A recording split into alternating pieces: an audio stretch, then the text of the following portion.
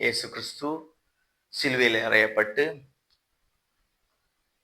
அவருடைய ரத்தத்தை எல்லாம் சிந்தி 3ஆம் நாள் உயிரோடு எழும்பி அதற்கப்புறமாக தன்னுடைய சீஷர்களை பார்த்து சொல்றாரு, நீங்கள் எருசலேமை விட்டு போகாமல் பிதாவின் வாக்குத்தத்தம் நிறைவேற காத்திருங்கள். நீங்கள் எருசலேமை விட்டு போகாமல் பிதாவின் வாக்குத்தத்தம் நிறைவேற காத்திருங்கள்.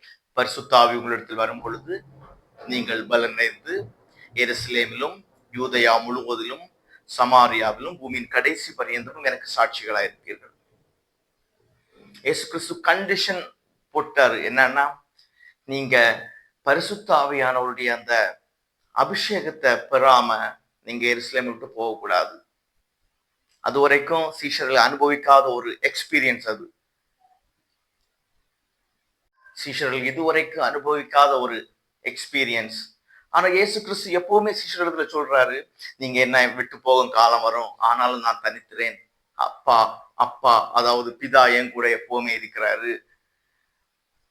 என் பிதாவின் சித்தத்தின்படி செய்கிறவன் என் பிதா ஏன் அப்பா அப்படின்னு தான் ஒவ்வொரு வார்த்தைக்கு வார்த்தை அப்பா அப்பா அப்பான்னு சொல்லிக்கிட்டே இருப்பாரு.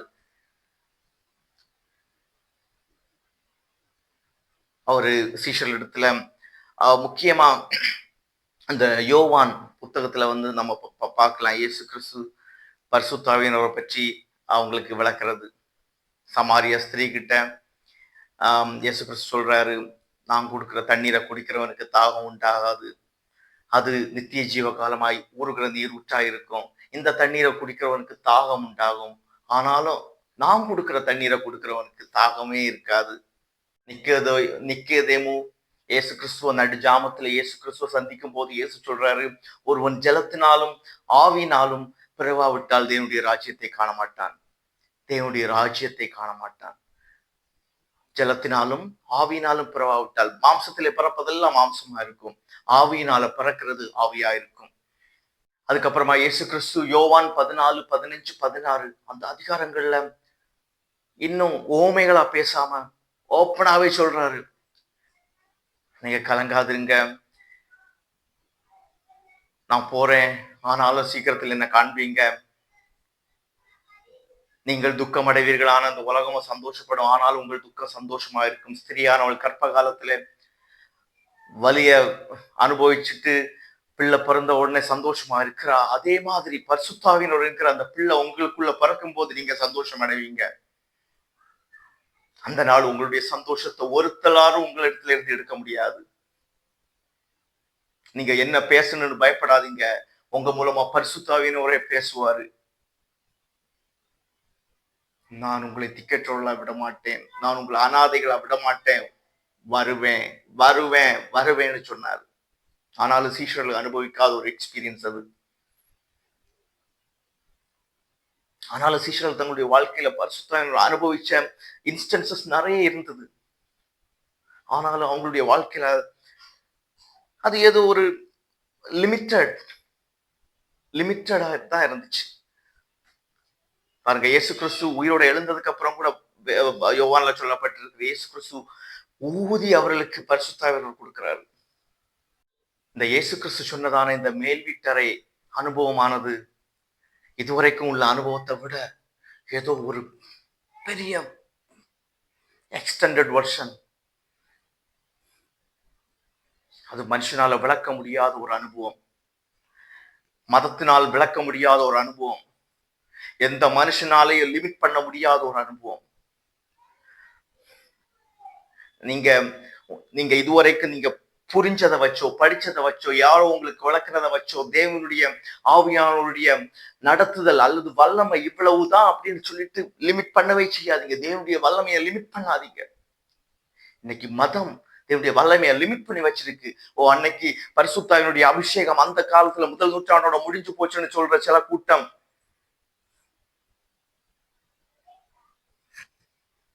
இனிமே நம்ம உபதேசத்தின்படி வாழணும்னு சொல்ற இன்னொரு கூட்டம், இதுதான் சரியான உபதேசம் இதுதான் சரியான உபதேசம்னு சொல்லிக்கிட்டு இருக்கிற ஆயிரக்கணக்கான கூட்டம்.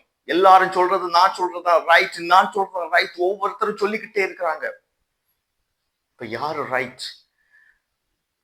சிஎஸ்ஏ ரைட்டா, பெண்டிகாஸ்டல் ரைட்டா, ரோமன் கேத்தலிக் ரைட்டா, அல்லது பெண்டிகாஸ்டலிசம்ல இருக்கிறதான அந்த ஆயிரக்கணக்கான ஒவ்வொருத்தரும் ஒண்ணு பிடிச்சிட்டு நிக்கிறாங்களே, எது கரெக்ட்?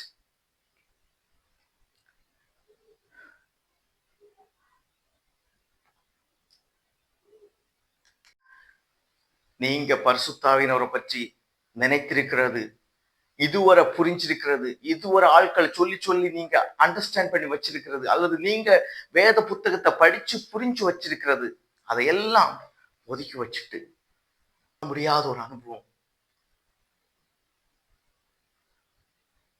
அந்நிய பாஷை, தீர்க்க தரிசனம், பேதுரு நடந்து போகும்போது சுஸ்தமாகிறது, பேதுருடைய நிழல் பட்டு சுகம் ஆகிறது.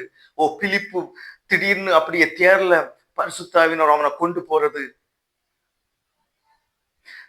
சிறைச்சாலையில தூங்கிக்கிட்டு இருக்கிற பேதுருவை வந்து தேவதூதன் இழுத்துக்கிட்டு வெளியே கொண்டு வந்து விடுறது, கொர்நேலியு வீட்டுல பேதுரு போய் பேச தொடங்கின போதே மேல் வீட்டறையில ஊற்றப்பட்டது மாதிரியான பெரிய பரிசுத்தனுடைய அக்கினி ஊற்றப்படுவது. ஹல்லேலூயா. தேவன் அந்த அனுபவத்துக்குள்ள கொண்டு வர விரும்புகிறார்.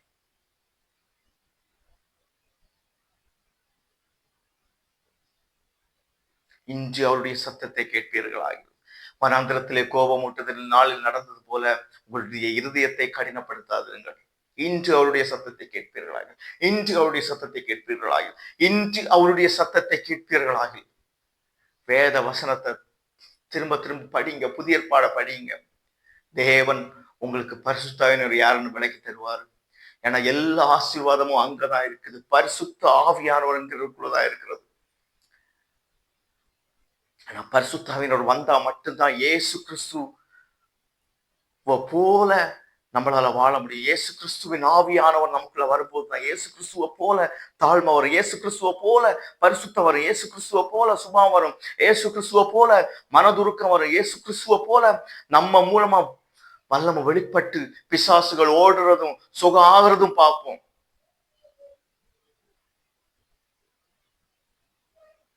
அந்த விசேஷமான வேத புத்தகத்தை இப்பவே போய் திரும்ப திரும்ப படிங்க. பரிசுத்தாவினர் பற்றி சொல்லப்பட்டதெல்லாம் படிங்க. பாருங்க, இயேசு கிறிஸ்து சொல்றாரு லூக்காவுல மத்தேயுல, நன்மையான ஈவுகள் எந்த ஈவையும் வந்து தகப்பன் தனக்கு பிள்ளைக்கு கொடுப்பது அதிக நிச்சயம் அல்லவா?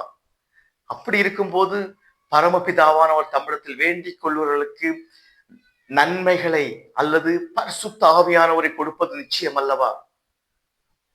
மீன் கேட்டால் தனக்கு தந்த பிள்ளைக்கு தேலை கொடுப்பானா? அப்பம் கேட்டா கல்ல கொடுப்பானா? பொல்லாதவர்களாம் இங்க நீங்களே உங்கள் பிள்ளைகளுக்கு நல்ல ஈவுகளை கொடுத்து அறிந்திருக்கும் போது பரம பிதாவானவர் தமிழத்தில் வேண்டிக் கொள்ளுகிறவர்களுக்கு பரிசுத்த ஆவியானவரை கொடுப்பது நிச்சயம் அல்லவா? இன்னொரு மத்தேயு சொல்றாரு, நன்மையானவைகளை கொடுப்பது. அந்த நன்மை, உங்களுடைய வாழ்க்கையில் உள்ள நன்மை என்னன்னா பரிசுத்தாவியானவர். பரிசுத்தாவியானவர். நீங்க திருப்தியா சாப்பிடுறதுல நன்மை பரிசுத்தாவியானவர். ஏன்னா அந்த ராஜ்யம், அந்த தேவனுடைய ராஜ்யம் உங்களுக்குள்ளே இருக்கிறது. தேவனுடைய ராஜ்யம் உங்களுக்குள்ளே இருக்கிறது. அந்த தேவனுடைய ராஜ்யம் என்பது பரிசுத்தாவியானவருடைய ஆளுகை, அவருடைய சந்தோஷம், சமாதானம். ஹல்லேலூயா.